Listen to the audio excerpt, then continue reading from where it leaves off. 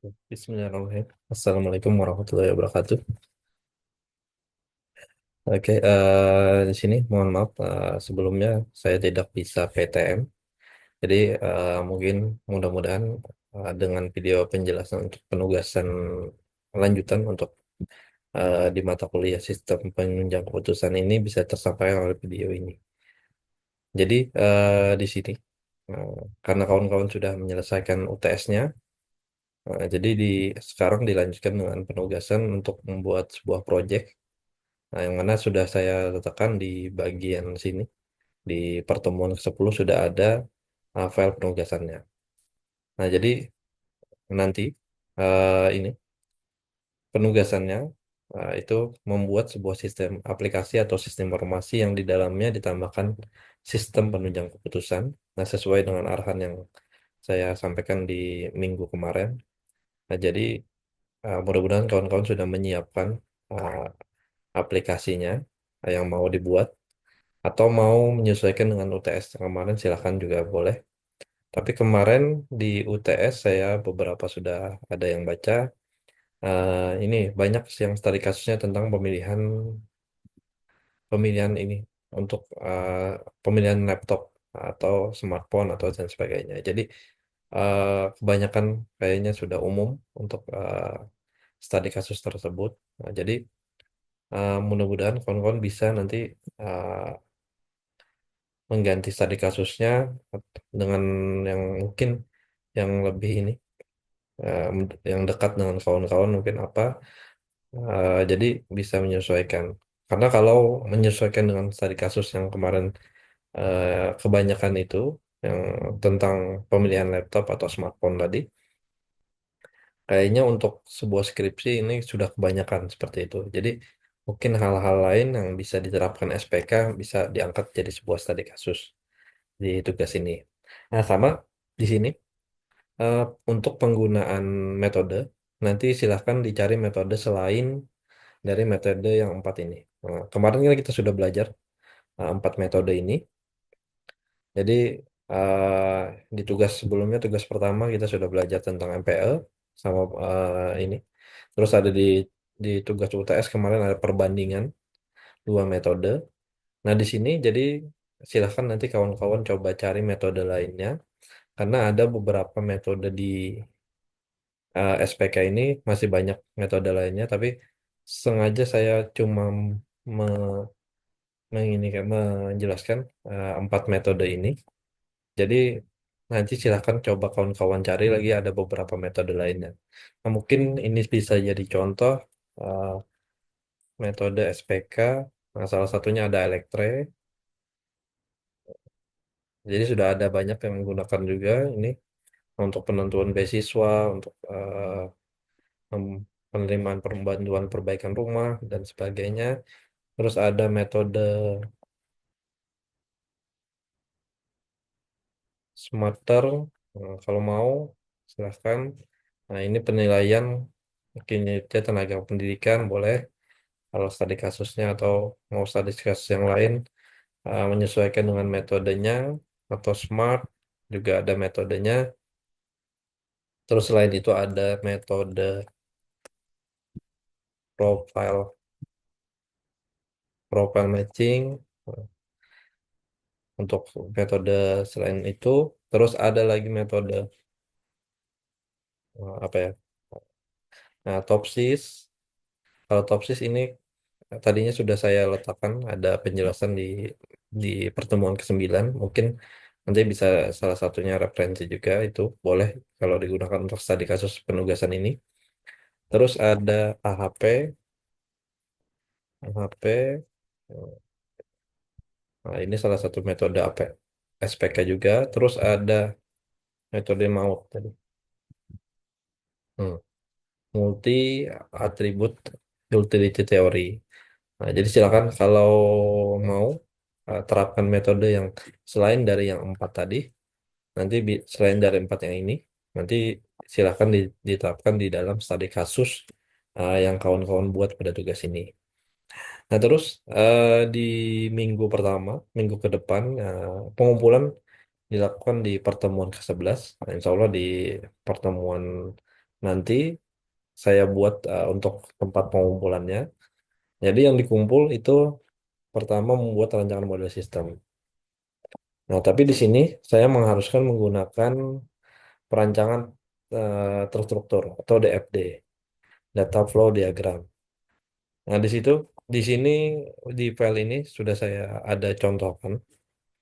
Ini saya mengambil tentang ini sistem informasi PMB dengan tambahan sistem pendukung putusan SPK kelulusan penerimaan beasiswa. Nah, sengaja untuk judul ini saya tidak terlalu ini menambahkan metode apa segala macam seperti yang sudah ada di artikel yang lain. Mungkin supaya lebih mudah dimengerti aja. Nanti silakan kalau kawan-kawan mau menambahkan judul dengan metode bla bla bla, nanti silakan. Nah, terus di sini perancangan model sistem sesuai dengan yang pertama tadi, penugasannya. Nah, nanti silakan dibikin diagram konteks. Nah, kenapa saya mintanya mengenai ini? eh, dengan perancangannya menggunakan terstruktur karena yang saya mau cari itu alur datanya supaya lebih jelas di mana data-data yang buat perhitungan dari kriteria SPK-nya itu didapatkan. Nah, jadi di sini ada diagram konteks, terus digambarkan lagi, nanti dibikinkan perancangan DFD-nya, ada level 0. Nah, di sini mungkin hampir sama dengan eh, ini saya mengikuti alur yang ada di Uniska. Nah, jadi kayak seperti kawan-kawan kemarin waktu daftar di Uniska itu kan pendaftaran dulu, baru ada bayar pendaftaran, terus pembayaran pendaftaran baru dapat nomor pembayaran. Nah, setelah itu baru dapat kawan-kawan melengkapi berkas-berkasnya. Nah, di sini alur sistem informasinya ada verifikasi data oleh admin. Nah, kalau datanya sudah lengkap, biasanya baru data dipalitkan, baru datanya masuk ke data calon mahasiswa. Nah, dari data ini yang kita uh, yang alur untuk ini SPK-nya didapatkan. Salah satunya karena kita mau cari tentang beasiswa tadi. Nah, jadi ada kriteria penghasilan orang tua, terus ada nilai ranking yang digunakan. Nah, arahnya ke bagian SPK. Nah, selain itu juga ada ini kriteria nilai hasil tes akademik, terus ada nilai tes kesehatan sama tes psikotes. Nah, dari 5 ini jadi sebuah kriteria untuk penghitungan sebuah SPK beasiswa tadi. Nah, di sini hanya sampai level 0. Nah, tapi sebenarnya ada beberapa level lagi kalau mau dijelaskan, tapi kita langsung aja ke bagian SPK-nya. Jadi nanti kawan-kawan tidak perlu menjabarkan proses yang lain, tapi langsung ke bagian SPK-nya aja. Nah, jadi langsung aja nanti ke level berikutnya. Nah, dijelaskan bahwa ini SPK-nya menggunakan metode apa, bagaimana alurnya, nanti silahkan dijelaskan lagi di bagian sini. Nah, seperti contoh ini, dia kita pakai WP. Nah, di situ ada penormalisasian WP. WP plus dikali pangkat sesuai dengan bobotnya kan. Nah, dari data-data yang sudah diinputkan, sudah diambil dari database tadi, ini yang di diproses oleh metode WP tadi di SPK-nya. Baru dapat nilai SI, hasil normal SI baru dapat ini dirumuskan dihitung lagi dengan proses uh, vektornya. Nah, baru dapat hasilnya V. Nah, dari hasil itu baru ada pengklasifikasian penerimaan beasiswa. Nah, jadi sistemnya menghasilkan hasil penerima beasiswa. Nah, kira-kira siapa yang disarankan oleh sistem untuk yang berhak menerima beasiswa. Nah, jadi sampai di situ saja. Jadi ada 3 perancangan mungkin yang nantinya kawan-kawan bisa gambarkan. Dari diagram konteks, terus ada level 0 atau dia data flow diagram, terus ada level 1 langsung nanti di bagian SPK-nya saja. Oke. Nah, terus di bagian sini, eh, nah, deskripsikan dan simulasikan perhitungannya. Nanti silakan di file ini setelah dirancangkan kan nanti bikin file PDF aja pengumpulannya file PDF untuk perancangan sistemnya. di sini di bagian bawah nanti silakan dibuatkan simulasi untuk perhitungan metode SPK yang kawan-kawan gunakan. Misalkan tadi tentang AHP atau otopsis, nanti silakan dijabarkan di sini. Nah, silakan kalau ada deskripsi tentang sedikit tentang penjelasan mengenai aturan ketentuan atau SPK-nya sesuai dengan studi kasusnya, nanti silakan dijelaskan di sini.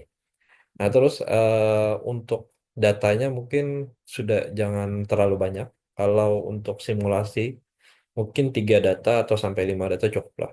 Jadi yang penting kawan-kawan bisa menjelaskan mengenai metode ini, rumusnya seperti apa, eh, sampai dia menghasilkan ini SPK-nya, perhitungan SPK-nya. Nah, jadi mungkin 3 sampai 5 data cukup untuk menjabarkan simulasinya. Oke. Nah, setelah itu di bagian sini nanti dilanjutkan dengan minggu berikutnya. Eh, Kita lanjut dengan deadline minggu berikutnya itu pengumpulannya di pertemuan ke-12. Nah, pertemuan ke-12 ini nanti kalian silakan dilanjutkan untuk pembuatan desain aplikasinya. Nah, silakan kalau mau pakai Balsamiq Mockup boleh, pakai Figma boleh, atau file lainnya boleh. Nah, tujuannya kan kita bikin aplikasi nih, atau ada yang sudah punya template yang sudah memprogram langsung, template-nya dijadikan sebagai desain aplikasi, nanti perancangan antar mukanya. Nah, jadi silakan boleh ditambahkan di bagian sini juga. Nah, jadi dikumpulkan. Kalau untuk pengumpulan bersama Figma atau lainnya, nanti mungkin saya minta linknya aja. Jadi yang dikumpulkan seperti di semester 5 kemarin yang saya minta akses untuk file desainnya aja. Nah, kalau Figma mungkin ada file link desainnya langsung, jadi saya minta akses itu pastikan nanti aksesnya bisa di ini diakses, bisa masuk, jangan sampai ini dibatasi aksesnya. Nah, jadi Balsamiq Mockup juga begitu. Kalau ini biasanya pakai Google Drive, nanti link Google Drive-nya aja yang diserahkan. Oke, nanti pengumpulannya saya jabarkan eh, kemudian. Ya, jadi ditentukan nanti di e-learning juga pengumpulannya insya Allah.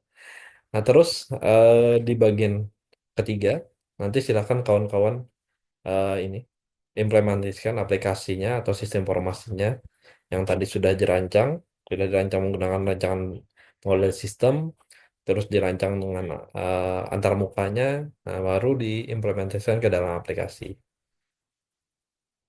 Nah, jadi di pengumpulan ini lebih panjang, nah, waktunya lebih 2 minggu. Jadi mungkin dari awal ini sampai ini sekitar 4 minggu nanti penyelesaiannya. Nah, kita kan masih ada pertemuan 5 minggu lagi untuk sampai ke UAS.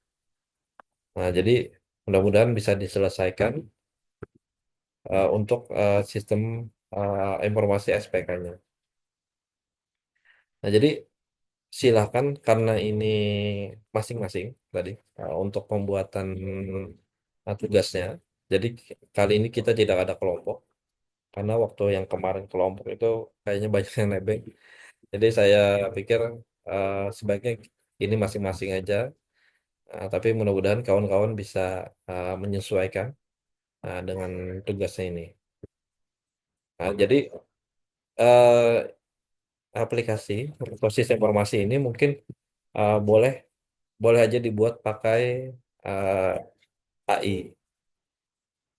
Jadi silakan dibuat pakai AI atau dibantu oleh AI tadi untuk coding apa pemrograman segala macamnya. Eh, jadi mungkin bisa memudahkan kawan-kawan untuk membangun programnya. Jadi kada pakai bantuan kawan, mungkin pakai bantuan AI tadi silakan diperbolehkan. Oh ya, sama ini. Kalau mungkin Pak, kayaknya kami lebih suka yang kelompok nih. Nah, kayak mana untuk mengatasi kelompoknya tadi, mungkin coba aja seperti ini. Cari ini, cari ini apa sistem atau studi kasus yang mirip. Nah, jadi dengan temannya yang biasa mungkin memang bisa koordinasi. Nah, jadi boleh mirip-mirip lah tugasnya, mirip-mirip studi kasusnya atau mirip uh, studi kasusnya mirip, tapi beda metodenya boleh. Nah, jadi mungkin bisa sama saling sharing untuk pembuatan aplikasi atau sistem perancangan dan segala macamnya di tugas ini. Jadi kada sharing secara langsung, uh, jadi bisa tukar pikiran bagian-bagian sini. Nah, terus eh, nanti pengumpulan ya tadi 4 sampai 14 eh, pertemuan ke-14. Nah, insya Allah mudah-mudahan eh, tadi kawan-kawan bisa menyelesaikan penugasannya sampai jadi aplikasinya. Namun kalaupun nantinya Pak kayaknya terlalu berat untuk sampai aplikasi, nanti silahkan dicoba aja dulu untuk pembuatan aplikasinya. Karena kan semester sebelum-sebelumnya mungkin kawan-kawan sudah belajar tentang programan, nanti boleh aja aplikasinya mau Android boleh atau mau ini tentang web boleh atau yang desktop. Tapi saya harapkan sebenarnya yang online sih. At- Karena ada beberapa ini kan data mungkin yang seperti yang contoh tadi tentang beasiswa itu ada dua sisi. Jadi ada dari sisi admin dan dari sisi ini. Jadi supaya kelihatan alur nya masuk dari mana. Nah, inputan dari kriterianya dapat dari mana itu lebih jelas. Nah, karena pembuatan sistem pendukung putusan ini sebenarnya masih jarang untuk di skripsi. Makanya mudah-mudahan nanti kalau tugas yang kawan-kawan kerjakan ini bisa nantinya dibawa ke skripsi. Namun ini kan di skripsi ada ketentuan bahwa setiap sistem SPK-nya aja tidak bisa, tapi harus ada tambahan sistem informasinya. Jadi makanya bisa dijelaskan di bagian alur data tadi dari mana saja didapat inputan hasil uh, inputan untuk kriteria atau data-data dari SPK-nya. Mungkin itu yang bisa saya sampaikan. Mungkin silahkan nanti kalau kawan-kawan ada yang ditanyakan, boleh japri nanti di WA saja. Biar kalau saya sempat nanti insya Allah bisa dibalas chatnya langsung kalau ada pertanyaan-pertanyaan. Jadi silakan kawan-kawan coba aja dulu kerjakan ini tugasnya untuk pembuatan aplikasi sistem informasi yang di dalamnya ada SPK-nya. Sama jangan lupa tadi coba cari metode yang lain. Jadi kita kawan-kawan bisa eh, ini dapat metode lain lah sambil belajar juga. Mungkin dari metode yang sudah kita pelajari ini kan sudah dapat bisa memahami nanti di metode yang lain mungkin lebih mudah lah kawan-kawan untuk memahami rumus-rumus metode lainnya. Oke, mungkin itu yang bisa saya sampaikan. Salah hilap mohon maaf. Terima kasih. Saya tutup. Assalamualaikum warahmatullahi wabarakatuh.